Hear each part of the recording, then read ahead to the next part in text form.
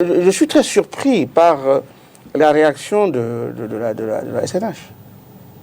Parce que quand vous lisez totalement le communiqué du département d'État, personne n'est physiquement visé.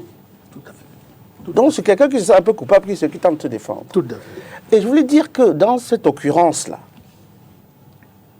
la victime, ce n'est pas la SNH. La victime, ça peut être la Sonara. La victime, en l'occurrence, dans cette affaire, c'est l'État du Cameroun. Donc, qu'est-ce qu'il faut faire? Parce que c'est ça qu'il s'agit. Oui. C'est dont il s'agit. Vous voyez comment je commence à parler comme les aboyeurs du dimanche. Ce qu'il faut faire, l'État du Cameroun doit constituer un groupe, un pôle d'avocats, composé de spécialistes, pour aller à la quête de l'information. Voilà. D'abord, se constituer partie civile à Londres, en Suisse et aux États-Unis pour avoir accès au dossier. Puisque dans le cadre de la transaction que le gouvernement américain, que le procureur général est en train de négocier avec Glencore, parce que ce n'est pas encore fini, hein, puisque les décisions tomberont en juin, oui. Ce n'est pas encore terminé.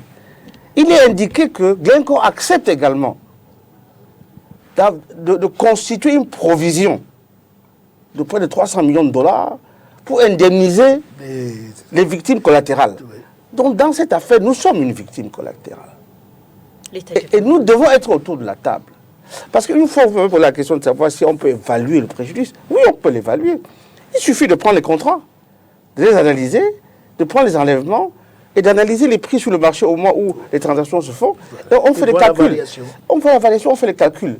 C'est évaluable. Je suis d'accord sur le fait que, un peu choqué, que tout le monde est devenu spécialiste de la procédure pénale américaine dans d'autres pays, etc. Ce sont ces enquêtes-là qui vont aboutir, premièrement, à identifier les hauts fonctionnaires visés, puisque leur nom apparaît dans le dossier. Oui. Ce n'est pas un secret. Leur nom apparaît dans le dossier. Maintenant, il faut seulement avoir accès. Il faut avoir accès au dossier, identifier ces hauts fonctionnaires qui ont été corrompus. Oui. Et ça peut pas être la SNH. Oui. Ce sont des individus. La SNH est une personne morale. Je ne veux pas citer de nom. Moi, je connais, j'ai plein d'amis de la SNH. Mais ces fonctionnaires-là existent. Et quelle est la conséquence? Est-ce que la SNH essaye de couvrir ces fonctionnaires véreux? En tout cas, la SNH ne peut pas couvrir. Parce que ils sont déjà connus. Parce que de toute façon, la transaction définitive qui sera finalement validée par les tribunaux, parce qu'il faut que la transaction ait lieu, on soumet le protocole transactionnel au juge, le juge valide, soit par des amendes. Il peut y avoir des condamnations, même à des peines de prison dans le cas de cette affaire. Parce que la transaction pénale ne veut pas dire qu'on étouffe l'affaire. J'ai entendu sur ce plateau, vous m'en excusez, dire que ce n'est pas pour étouffer l'affaire. C'est le gouvernement américain qui a investi des centaines de millions de dollars pour les enquêtes. Il faut bien savoir que le département de la justice a pour mission, n'est-ce pas, de veiller au respect de l'égalité des acteurs économiques sur les marchés. Vous avez des agences aux États-Unis dont la mission est d'éviter que les comportements des acteurs en bourse soient déviants. Il y a beaucoup de milliardaires qui ont disparu comme cela parce qu'effectivement on a découvert qu'ils avaient des pratiques qui n'étaient pas très, n'est-ce pas, régulières. Donc, en ce qui nous concerne, je vais rappeler l'ancienne ministre de pétrole du Nigeria. Elle est aujourd'hui ruinée parce qu'elle avait bénéficié de ces pratiques-là.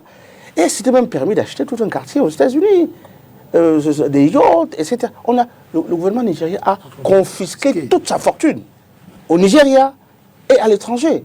Donc il va falloir qu'on aille au bout de cette affaire parce qu'elle est exemplaire. C'est un cadeau en fait que Glencore nous fait. Donc je ne considère pas que Glencore soit dans cette affaire, peut être notre adversaire dans cette affaire, parce qu'en réalité, c'est Glencore qui nous met le gâteau sur la table. Mais, la question politique est, est-ce qu'on mange avec Glencore ou on fait comme si on n'avait rien vu?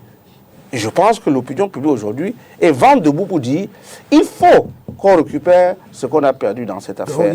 Nous savons que nos finances publiques ne se portent pas très très bien en ce moment. Voilà une occasion de renflouer les caisses de l'État, tout simplement par des techniques judiciaires que nous maîtrisons. On a dans notre barreau des cabinets, des gens qui sont très introduits dans les questions, notamment en ce qui concerne les questions anticorruption. D'ailleurs, ça ne vous aura pas échappé que c'est mon collègue et ami Akele qui a, n'est-ce pas, balancé l'information, n'est-ce pas, pour ce qui concerne en tout cas, n'est-ce pas, le Cameroun. Ces personnes sont identifiables. Et ceux qui veulent les couvrir sont ceux qui n'aiment pas le pays.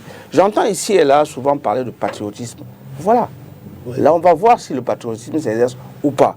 Devons-nous laisser notre pétrole être utilisé pour enrichir des individus, personnes physiques, alors même que nous manquons, n'est-ce pas, d'infrastructures dans notre pays? Moi, je pense qu'il ne faut pas avoir peur de Glencore dans cette affaire, puisque Glencore a avoué que, voici, je mets sur la table la liste de ceux, n'est-ce pas, que j'ai corrompus. Je mets sur la table les méthodes que j'ai utilisées pour spéculer sur le prix, n'est-ce pas, du mazout, pour reprendre le pétrole brut, etc. Et nous, on va regarder, en ce qui concerne le Cameroun, qui a pris combien.